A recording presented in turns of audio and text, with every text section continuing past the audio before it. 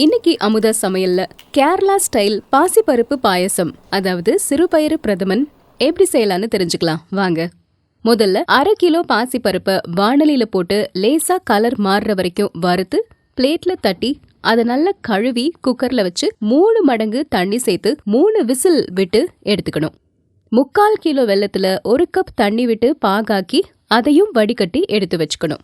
2 தேங்காவை துருவி தண்ணி விட்டு அதிலிருந்து முதல் பால், 2ஆம் பால், 3ஆம் பால் இப்படி 3 பால் எடுத்து வச்சுக்கணும். அடுப்புல ஒரு பாத்திரத்தை வச்சு வெந்த பாசி பருப்பு போட்டு காய்ச்சின வெள்ளப்பாக அதுல ஊத்தி கட்டிகள் இல்லாம நல்லா கலக்கி பாகும் பருப்பும் நல்லா மிக்ஸ் ஆனதுக்கு அப்புறமா 3ஆம் தேங்காய் பாலை ஊத்தி கலக்கி 5 நிமிஷம் கழிச்சு 2ஆம் தேங்காய் பாலை ஊத்தி நல்லா கலந்ததுக்கு அப்புறமா ஏலக்காய், சுக்கு, கிராம்பு இதெல்லாத்தையும் பொடி பண்ணி அதையும் போட்டு கொஞ்சம் கொதிச்சதுக்கு அப்புறம் 1ஆம் பாலை ஊத்தி கொதிக்கிறதுக்கு முன்னாடியே ஆஃப் பண்ணிடணும்.